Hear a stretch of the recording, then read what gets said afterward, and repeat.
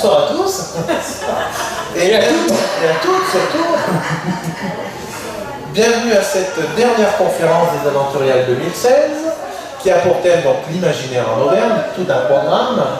Et donc nous avons comme intervenant, commencez par Martine, alors ça me perturbe avec maintenant que je connais les noms, Martine Herman et Serge Camaille. Alors vous allez nous présenter tous les deux, et présenté par Christophe Giron de la vie Noracique d'Auvergne. Place de la Victoire à Clermont-Ferrand. Merci. Alors, donc chacun vous allez présenter un volet totalement différent de ces littératures, on pourrait dire même, en Auvergne. Alors, d'un côté, Serge qui va traiter ce qui constitue vraiment une identité de l'Auvergne, les contes et légendes qui sont vraiment proprement parlés. Alors là, ce ne sont que des légendes, parce qu'il faut bien faire le distinguo entre des légendes et des contes. Des contes sortent complètement de l'imaginaire, complètement inventés, créés. Le titre est légende. Le titre est légende. Non, c'est sur le Bourbonnais, les contes. Voilà. Donc,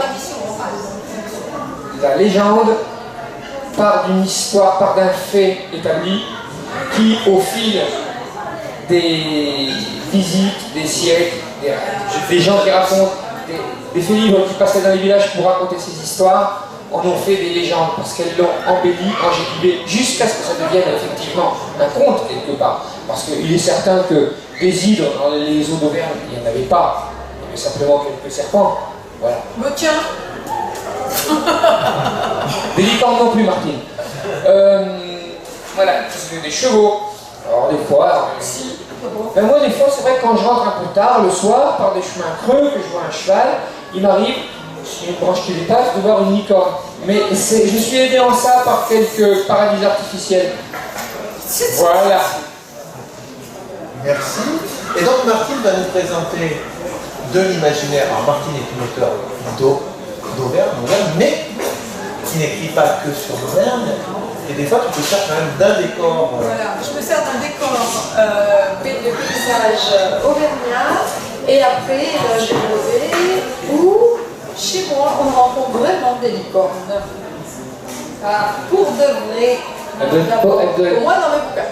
Elle est bonne à la lecture chez toi. Non, par exemple, dans les contes de la licorne, la première nouvelle, je suis partie d'une expédition qu'on avait fait avec le club photo. Et chez moi, la licorne apparaît. Bon, elle apparaît pas comme ça de manière sans raison. Ça vient d'une réminiscence, ça veut dire qu'il y a tout un contexte. Mais moi, je défends l'imaginaire à partir par rapport à un paysage, par rapport à l'interprétation d'un paysage et des éléments naturels. J'aime bien partir de la nature et du coup, dire ce que toi prétend être une légende, moi j'en fais, bon, c'est fantastique, j'en fais quelque chose de... Les légendes sont bien réelles. Les légendes sont bien réelles. Et les hydres qu'on trouve dans les légendes, les hydres et autres serpents merveilleux et autres fées que l'on trouve, sont bien là, mais elles sont imaginaires, bien sûr. Mais oui, mais moi je défends le fait qu'elles ne sont pas forcément imaginaires. Mais moi aussi, je suis comme vous. Hein? À partir du moment où on peut les concevoir, on peut concevoir une forme de réalité. Oui, mais moi je vis dans le rêve en permanence, donc je suis un éternel rêveur. Non, en fin de compte, quand on Si on me le reprochait, maintenant on me complimente. Non, en fin de...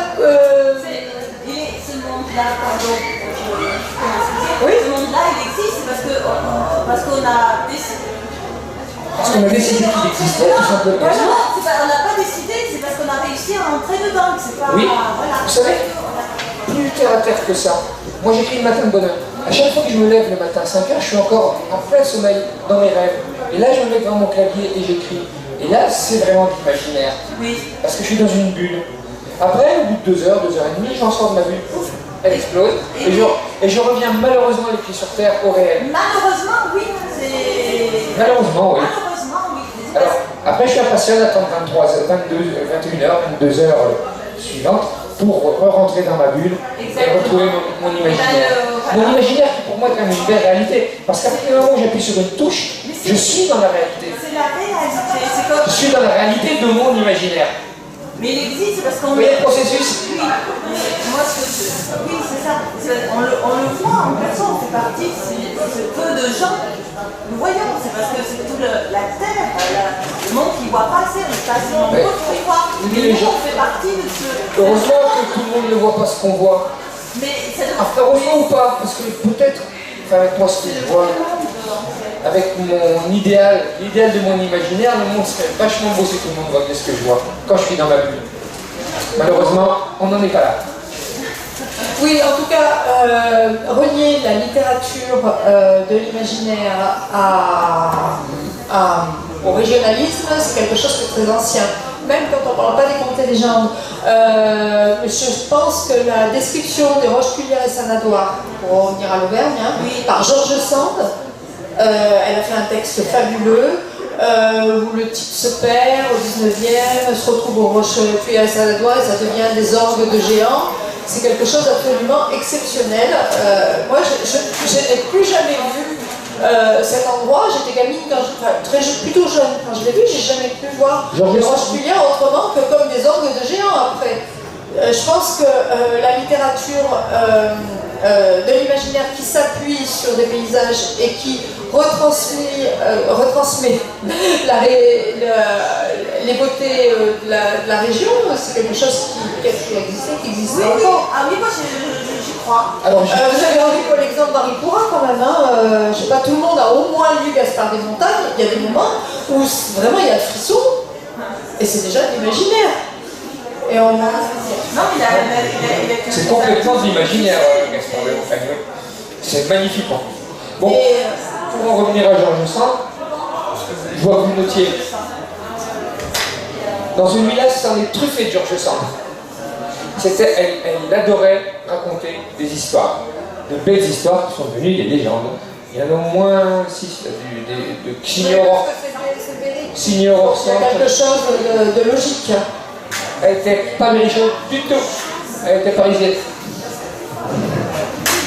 Mais après, au niveau de l'imaginaire, bon, Jean-Luc Marc Castel est passé, mais c'est vrai que lui, il a carrément fait disparaître la moitié du Cantal pour ne développer que la partie Occitanie dans un de ses romans. Mais il est carrément parti quand même sur ce qu'il connaît au niveau de sa chère vallée de Mandaille et compagnie. Moi, j'aime beaucoup partir d'un site qui existe et puis délirer après ensuite dessus. Et qu'est-ce que je peux te dire dans ce que tu peux avoir dans ta librairie, Christophe, qui parle de l'imaginaire. Ouais. La librairie Nos Racines d'Auvergne, effectivement, n'est pas qu'une librairie régionaliste au sens en terroir comme on pourrait l'entendre. On trouve effectivement des ouvrages sur cette thématique, mais on trouve des ouvrages d'auteurs d'ici, mais qui en fait n'est simplement que le prétexte d'autres littératures, effectivement. L'Auvergne, comme tu le disais, le décor peut être simplement le prétexte qui nous entraîne et qui peut nous amener... Après, pour en revenir aux idées des contes, le conte est très vivant en Auvergne. Le conte, c'est une tradition orale. Moi, je l'ai utilisé un peu abusivement dans les contes de la licorne, c'est plus des nouvelles que des contes. Mais il y a une tradition orale qui est très très riche et une conteuse comme Teresa Canet, par exemple, qui est cantalouse, elle nous met en scène... Par contre, on peut dire que le conte auvergnat et le légendaire auvergnat est très brut et par beaucoup des forces telluriques. C'est pas des petites fées mignonnes avec des chapeaux pointus, c'est des fades. Les fades, elles rigolent pas. C'est vraiment les forces brutes et telluriques directement incarnées. Tout à fait, le fait de la bamboule, c'est pas gentil du tout. Pour en revenir aux légendes d'Auvergne, puisque tu parlais des collectes de légendes, et moi quand j'ai commencé à chercher ces collectes, juste chez Albert Loza, le lexicographe du début du XXe siècle, j'en ai trouvé 2500 de légendes auvergnates. 2500. D'accord? Bon, il y en a qui font une demi-page, hein. Il y en a qui en font 15. D'accord? Ce monsieur a sillonné toute l'Auvergne pendant 15 ans avec sa grand-mère qui parlait parfaitement tous les patois auvergnats. Il a collecté 2500 légendes. Et elles n'ont presque pas été publiées en livre. Ces légendes ont été publiées dans une revue qui s'appelait la Revue des traditions françaises, qui avait été fondé par Paul Sébillo, un autre collecteur mais breton, lui, qui lui en Bretagne en a trouvé plus de 5000. Parce qu'il faut savoir que la Bretagne est la région où il y a le plus de légendes. Mais pourquoi, j'en sais rien, mais c'est comme ça. Et donc Albert Bozard collaborait avec Sébillo et ils ont donc édité ce magazine qui paraissait une fois tous les 15 jours, je crois, d'après ce que j'ai mes souvenirs de la Bibliothèque nationale. Oui, voilà.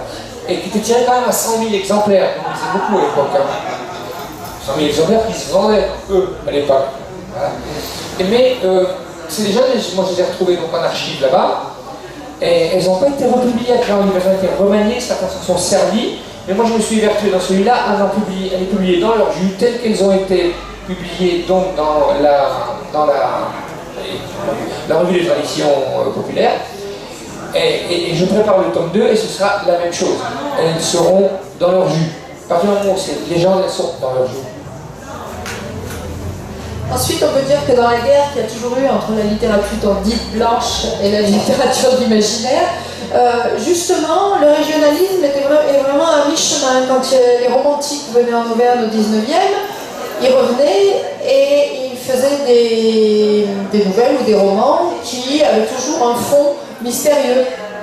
Donc, on peut dire que justement, une littérature régionale qui fait la part belle au fantastique ou à la légende ou au conte peut se retrouver entre les deux dans la guerre des littératures. Et faire le pont. Exactement. Et moi j'adore faire ça dans mes romans. Il y a toujours de l'intrigue, du mystère, mais je situe toujours mes romans très précisément. Donc, on est vraiment là entre le roman régional, mais pas régionaliste, attention.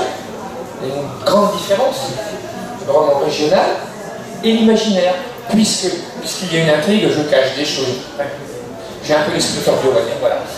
Parce que j'ai mon imaginaire, parce que je suis dans ma bulle, et que quand je suis quelqu'un, je me dis oui, mais ça c'est impossible. Ah oui, mais c'est impossible, mais qu'est-ce que ça me plaît? Donc je laisse. Oui, bah, chacun travaille aussi, moi j'aime bien. Bon. Quand j'ai écrit La disparue d'Alleuse, j'ai fait un peu mon fils Gauthier, en plus petit. J'ai pas mal de prétentions, mais j'ai repris dans une histoire contemporaine le passé du château qui ressort, et d'une manière fantastique, mais par rapport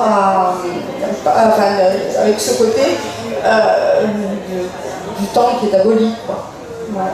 Mais ça, c'est une recette qui est très ancienne, c'est pas très original. De toute façon, on n'invente rien.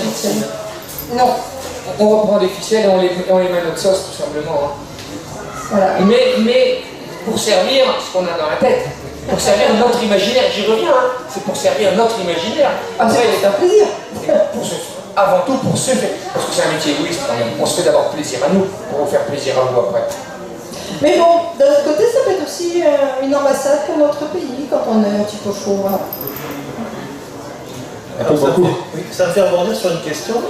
On peut dire que les légendes d'Auvergne correspondent réellement à une identité profonde de la région, mais est-ce qu'on peut dire aujourd'hui que l'imaginaire tel qu'il est reproduit, est-ce qu'il correspond toujours à une certaine réalité par rapport à une identité, à quelque chose qui fait le fondement ou la différence par rapport à notre région? À notre région, oui. Moi je dirais que ça serait plutôt un parallèle, parce que tout le monde va avoir la même attitude par rapport à sa propre région.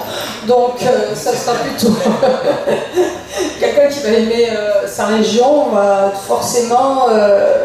mais bon, après je suppose que quelqu'un qui est du Berry, qui va faire quelque chose sur les mares, les étangs et le côté magique que peut avoir les eaux mortes, sera reconnu par quelqu'un du Poitou, hein, parce que ce sera le même genre d'ambiance. Voilà, on est exactement dans les mêmes fondements géographiques dans le Poitou, dans la Marche.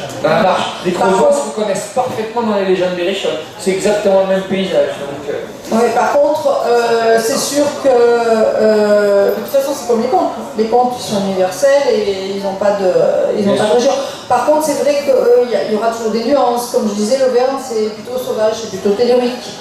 Ça sera moins raffiné. Moi j'ai un petit peu étudié les contes du Poitou, à cause d'une copine qui écrivait là-bas, et c'était beaucoup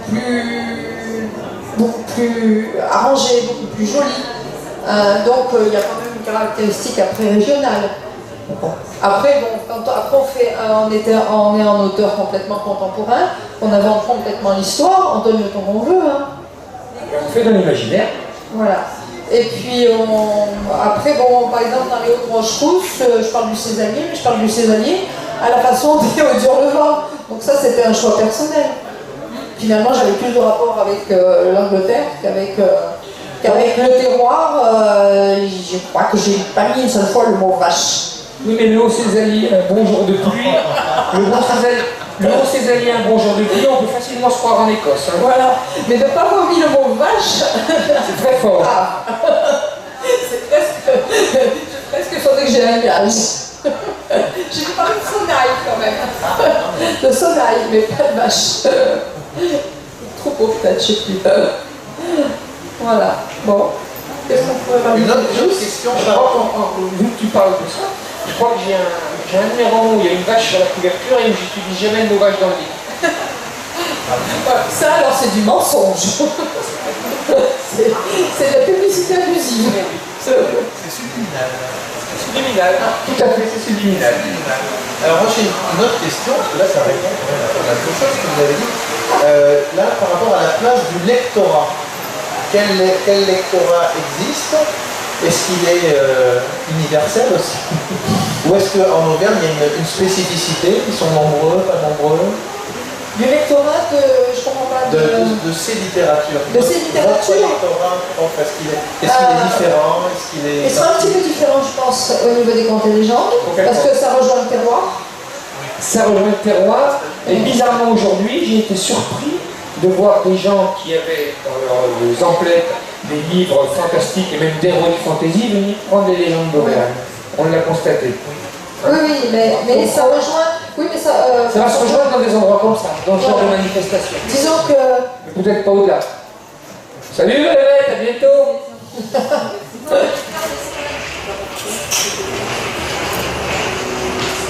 Donc un lectorat différent, mais qui a toujours des ponts. C'est ce que vous disiez, il peut toujours y avoir des ponts qui existent. Voilà. C'est différent. Voilà, mais un lectorat quand même différent. Après, ça dépend. Par exemple, ça peut très bien se vendre en régionalisme, ça peut se vendre en fantaisie. Bon, après, on peut aussi avoir un. Peut-être qu'on peut ne pas être mis dans la catégorie pure et dure des lectures d'imaginaire, vraiment SF, fantaisie. Il peut y avoir une forme de rejet aussi de certains. Oui, méconnaissance. Par méconnaissance, parce qu'à l'intérieur. Je parlais de Théophile Gautier, mais Théophile Gautier, quand il faisait réapparaître, tiens, on va prendre Claude, que tu dois bien connaître, Claude Seignol, pas Signol, Seignol, qui fait réapparaître les murs du vieux Paris, où tu plantes un décor complètement surnaturel dans le Berry. Forcément, c'est quand même pour moi du pur fantastique, même si c'est du fantastique régional. Alors moi, pour revenir à ta question, déjà, j'aime pas les étiquettes. Donc, oui, déjà. J'essaie de faire exprès toujours qu'on ne puisse pas classer mes livres dans telle ou telle catégorie. Je parle pas des légendes, je parle de mes romans. Quand j'écris un roman et qu'on le classe dans les polars de terroir, alors qu'il se passe entièrement en Clermont-Ferrand, je parle d'un terroir, c'est un polar, point. Mais comme j'ai inclus une ferme à un moment donné, aux 3/4 du livre, où là où va se dérouler, là où va être dévoilée l'intrigue, et on va dire, tiens, c'est un polar de terroir, étiquette, boum. Mais tous les libraires n'ont pas été bêtes et tous sont mis dans leur rayon polar. Il y en a qui l'ont, la main sur ça, qui l'ont mis en rayon couture quand même. Ah mais ça c'est une grande surface. Hein. J'ai dit, ils l'ont pas reçu. Ah ben si, t'as en tête de gondole, mais dans le rayon couture. Bon, pourquoi pas. Ah, mais ils ont vu un sac, ils se sont dit, tiens, ça doit être un accessoire. Donc ça c'est quand même... Ça c'est original. C'est original, c'est particulier, mais... Alors moi ils sont je bien dirais pas le nom embêtés, de la grande ils sont surface, jamais on est amis avec eux. On dira pas le nom. Oui, ça va pas me mettre. Parce que moi ils sont embêtés, à part chez toi, ils savent pas me mettre. Alors un coup c'est dans l'imaginaire, un coup c'est dans le régional, ils sont embêtés. Tant pis pour eux. Et ce qui montre que ces littératures posent toujours question, en tout cas à certains libraires, donc Oui, ça parce pose que, toujours questionnement. évidemment, parce que quand quand tu reçois des ouvrages qui sont du régionalisme pur, bon, les livres sur Michelin de Raymond, ce sont des livres régionaux purs, puisque c'est Michelin, c'est Pivanov, c'est situé, ça raconte l'histoire des ouvriers Michelin d'un côté, de l'entreprise de l'autre. Ça, c'est purement terroir. C'est facile à classer. Poum. Quand tu reçois un roman qui se passe à un endroit précis, mais qui ne fait pas l'apologie du coin, mais qui laisse plutôt la part belle à l'histoire, là tu es dans le régional, tu n'es plus dans le régionalisme. Et là tu auras plus de mal à classer le livre. Tu vois? Tu es d'accord avec ce qu'il dit, non? Oui, je ne suis pas là pour vous contredire. Je suis là pour m'instruire, grâce à vous, à la connaissance de vos pensées profondes, de vos motivations. Voilà. Ça m'intéresse. Oui, ça c'est intéressant. Aujourd'hui, en tant qu'auteur, qu'est-ce qui vous porte sur ces littératures précisément? Alors, déjà, mon esprit rêveur, comme je disais, je suis un rêveur. Je me lève le matin, je rêve. Et ça, c'est beau. J'en ai rêvé longtemps, justement, entre guillemets. Le jour où j'ai pu vraiment réaliser, le faire, me lever, me mettre devant mon écran et rêver, et ben voilà, la porte ouverte, elle est là. La porte ouverte, elle est là. Tu sais, avant, je me disais, je compare ça quand on rentre dans une salle de cinéma. On se met dans le film, on est dedans. Quand je me mets devant mon ordinateur, je suis dans la salle de cinéma personnelle. Sauf que c'est moi qui le fais, mon film. Donc je fais comme je l'aime. C'est ça. Tu fais ton cinéma. Je fais mon cinéma. Exact. La définition exacte, tu viens de la trouver, Raymond. Je fais mon cinéma. Et qu'est-ce que je suis heureux de faire ça? Eh bien, ça continue pendant des années encore. Je me le souhaite. Alors moi, le problème il est inverse. C'est que toute petite, j'avais un peu de mal à faire la différence entre la réalité et la fiction. Quand je lisais un livre, je voulais réaliser ce que je lisais. Du coup, à la sortie de la neige, j'escaladais les vieux murs parce que je voyais des portes dérobées. J'avais lu le Club des 5 par exemple, et puis je voyais des choses mystérieuses partout. C'était même des fois un peu dangereux. Donc, quand j'ai commencé à écrire très très jeune, toute petite, c'est grâce à l'écriture que j'ai réussi à séparer, entre guillemets, la réalité de la fiction. Ce que j'avais envie de vivre, complètement délirant, qui sortait de mes lectures en fin de compte, je me suis mis à l'écrire, et ça a toujours été ma soupape de sécurité toute ma vie, l'écriture depuis que j'ai 8 ans, pour pouvoir ne pas confondre, entre guillemets, la réalité et la fiction. Du moins, ce que je m'imaginais être la réalité, parce que mes parents, ils devenaient fous, quoi. J'avais tendance à faire des trucs un peu trop excentriques. Et puis toute petite, donc c'était pas calculé, quoi. Et après, je voyais quand j'écrivais mes histoires, du coup, j'avais moins envie de partir sur la... Et puis j'ai continué de fonctionner comme ça. C'est-à-dire, j'ai continué de fonctionner, quand j'avais très très envie de vivre quelque chose, je l'écrivais. Voilà. Mon système à moi. Donc forcément c'était de l'imaginaire. Pur, hein, je parle... j'avais envie de voir des faits, et j'écrivais sur les faits, et puis voilà. Ça m'a remplacé une espèce de manque. Je devais trouver la réalité trop triste. Ça confirme ce que je pense sur ce qu'on fait, que ce soit toi, que ce soit moi. L'écriture, avant tout, c'est une thérapie. C'est une thérapie. Ah, une thérapie, oh oui, je suis d'accord avec toi. Une très bonne thérapie. Ah oui, je suis d'accord. Bien d'accord avec toi. Et une nécessité aussi, quand on a commencé à écrire, c'est une nécessité. Il y a cet aspect-là aussi. Oui. Puis comme disait, je sais plus qui disait ça d'ailleurs, c'est pas François Sagan, c'est Simone de Beauvoir, la littérature venge de la réalité en la servissant à la fiction. C'était tellement bien dit. Oui. Oui, c'est Simone de Beauvoir. Peut-être des questions dans le public plus précises. Content d'être avec vous. C'est mignon ça. Moi aussi, mais ça c'est une affirmation. Voilà. On peut peut-être parler pour finir, parler de vos projets, puisqu'il y a cette continuité, c'est ce que vous disiez, c'est ce besoin d'écrire. Ah bon, ils sont relativement immédiats, puisqu'ils sortent officiellement dans 3 jours. Le prochain sort officiellement dans 3 jours, donc le 28. C'est la suite du premier là. Ah non, non, pas les légendes, hein. Un roman, je sors un roman. Le tome 2 des légendes nouvelles sur le 28 octobre. Bien. Voilà. Mon nouveau roman qui s'appelle Une belle bande C'est l'histoire d'une bande de jeunes gens qui se retrouvent en 1969 au-dessus de Clermont-Ferrand dans un petit village. Ils ne se sont pas vus pendant quelques années, chacun a pris son chemin. Et c'est un peu la chanson de Bruel, on s'était dit rendez-vous dans 10 ans.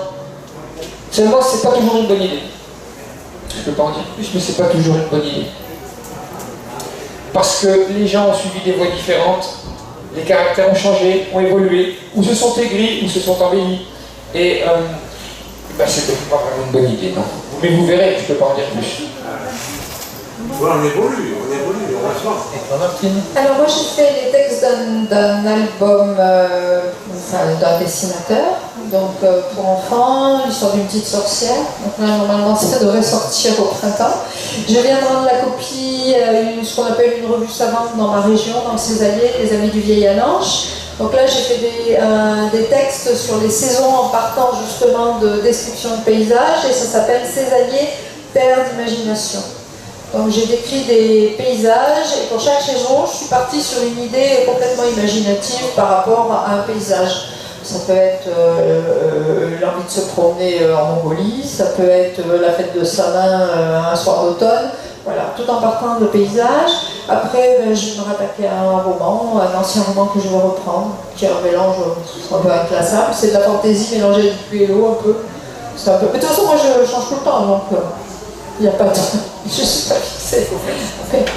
Voilà. Ah oui, pour finir, il y a mon premier roman, qui est un roman bien échangé, qui s'appelle Le Petit Verre audio, qui sort en poche le 1er octobre. Voilà. Chez... Voilà. Bon, oui. Un mot de la fin, quelque chose à rajouter? Non. Bien contente d'être aux Aventuriales. Oui, on sera ravis de revenir. Si de revenir, on reviendra avec plaisir. Bien, merci à tous. Merci. Quand t'as dansé une belle bande, je dis, je lance dans l'érotisme.